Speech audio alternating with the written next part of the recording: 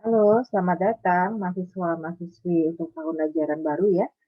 Perkenalkan nama Ibu Ulta Rastriana. Di sini Ibu akan memberitahukan mengenai bobot penilaian yang akan kalian harus capai untuk satu semester ini ya. Di mana nanti di akhir semester kalian akan mendapatkan nilai-nilai dari mata kuliah dan nilai tersebut nanti akan tercantum di kartu hasil studi atau KHS. Baik, kalau gitu Ibu akan share screen dulu untuk perhitungan bobot penilaian ya.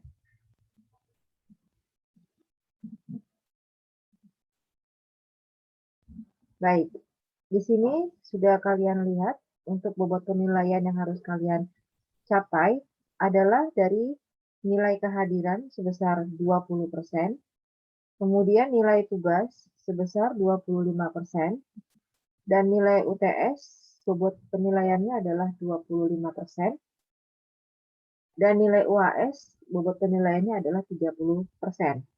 Di sini Ibu akan memberikan ilustrasi mengenai masing-masing penilaian ini ya, masing-masing dari bobot penilaian.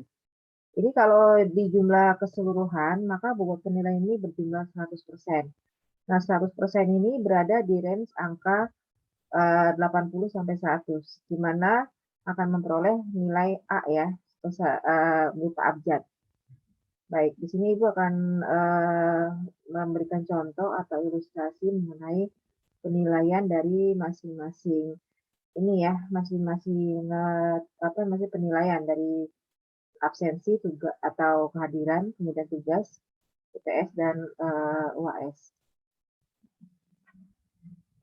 Baik, misalnya untuk pertemuan bank dan lembaga keuangan ini ada pertemuan sebanyak 14 kali pertemuan. Misalnya kamu hanya bisa menghadiri 12 kali pertemuan. Otomatis 12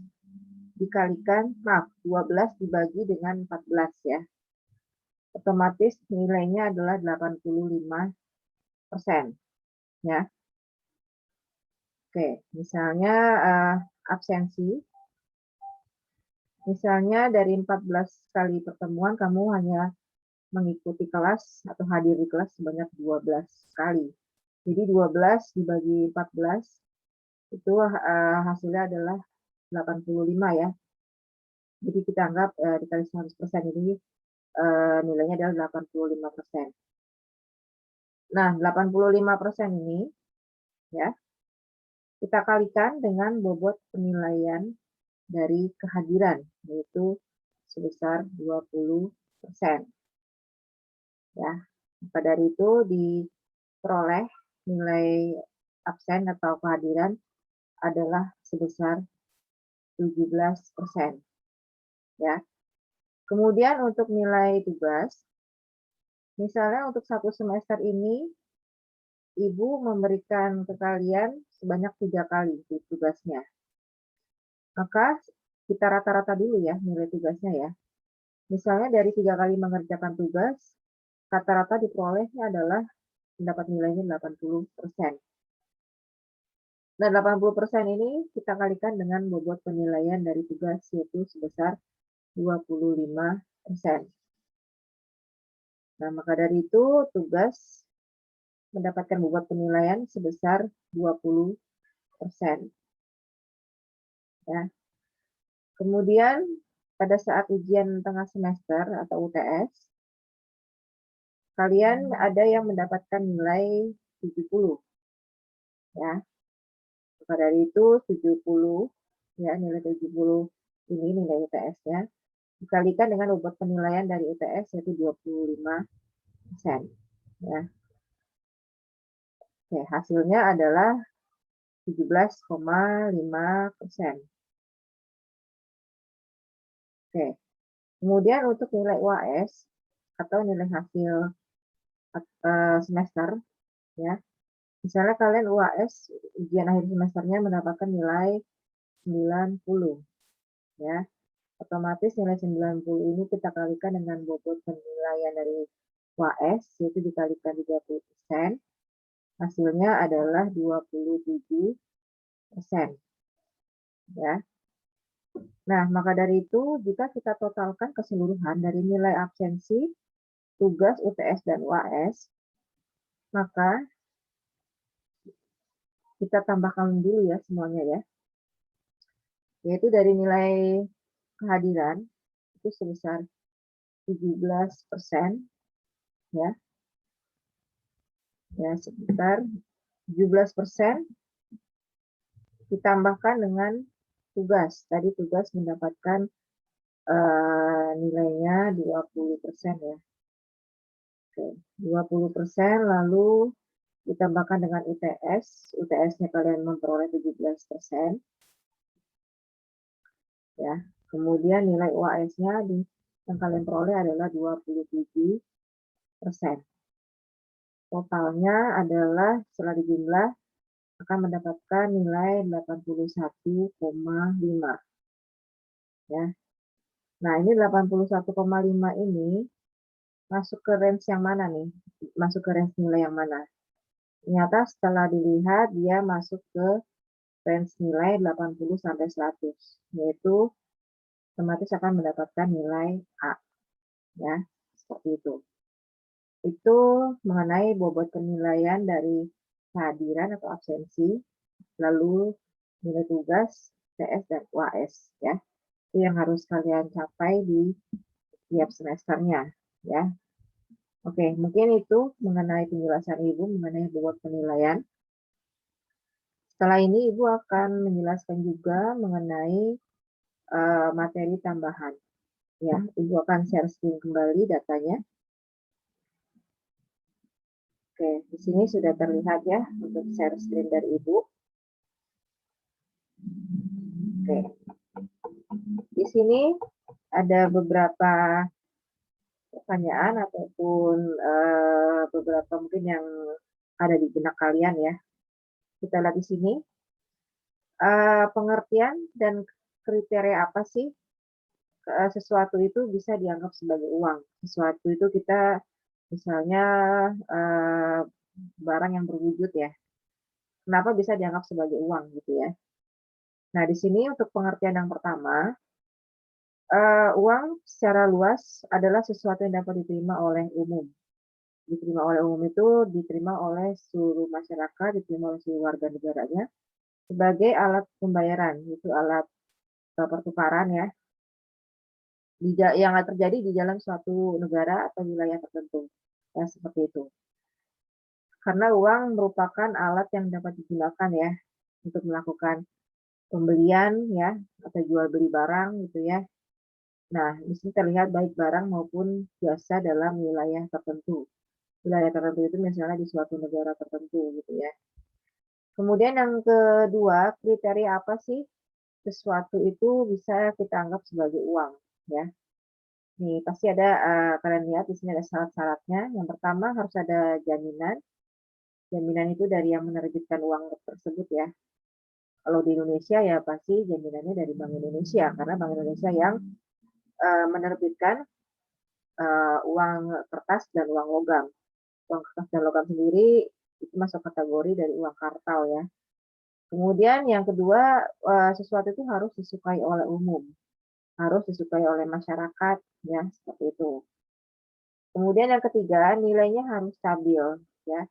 Kenapa nilainya harus stabil? Karena supaya menghindari dari inflasi ya.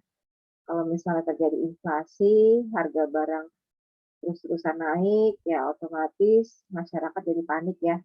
Ujung-ujungnya banyak masyarakat akan menimbun barang-barang kebutuhan pokok ya. Itu biasanya barang-barang kebutuhan pokok akan naik jika kurs dolar juga akan mengalami kenaikan. Makanya di sini diperlukan Bank Indonesia supaya menjaga supaya nilainya stabil nih, nilai mata uang rupiah ya, gitu ya. Kemudian di sini uang harus mudah disimpan, kemudian mudah dibawa-bawa ya.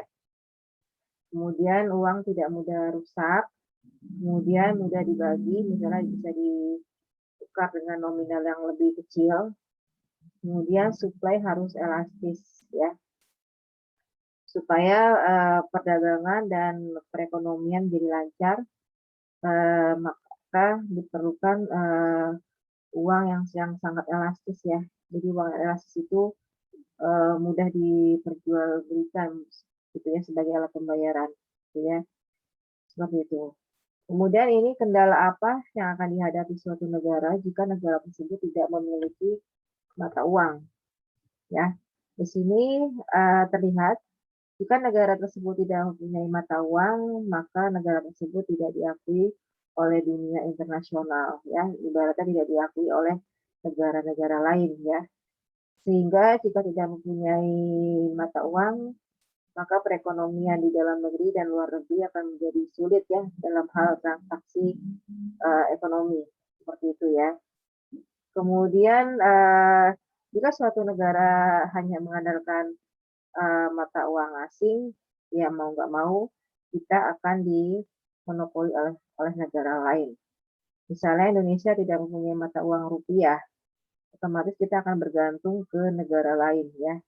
Misalnya kita bergantung ke negara Amerika, otomatis nanti negara kita akan dimonopoli oleh negara lain ya, seperti itu. Maka dari itu jika tidak mempunyai mata uang yang sah, maka akan menimbulkan banyak permasalahan ya, seperti masalah ekonomi dalam negeri maupun luar negeri. Luar negeri ini biasanya transaksi yang berhubungan dengan penjualan barang, apalagi untuk yang berhubungan dengan bea cukai. Itu kan banyak sekali ya orang-orang beli barang dari luar gitu ya, terus akan mengalami pemeriksaan di bea cukai. Nah, pembelian barang dari luar ini kan juga harus membutuhkan uang ya, seperti itu. Kemudian ini fungsi Bank Indonesia dalam bidang percetakan uang. Pertama, uang kartal, yaitu uang koin ya atau uang logam dan uang kertas gitu ya. Karena Bank Indonesia ini merupakan bank sentral ya di Indonesia ya. Jadi ini bank yang satu-satunya berhak untuk menciptakan uang ya, seperti itu atau mengatur jumlah uang yang beredar di masyarakat.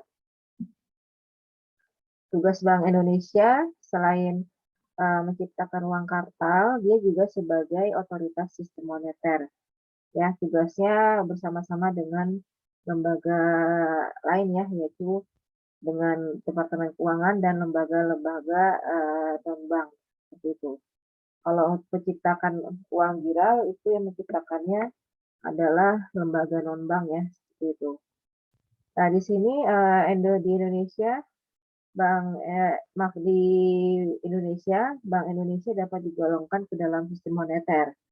Nah, karena itu tadi, karena dia mempunyai kebijakan otoritas moneter, kemudian bank pencipta uang viral itu yang menciptakan oleh bank-bank konvensional atau bank umum, seperti itu ya.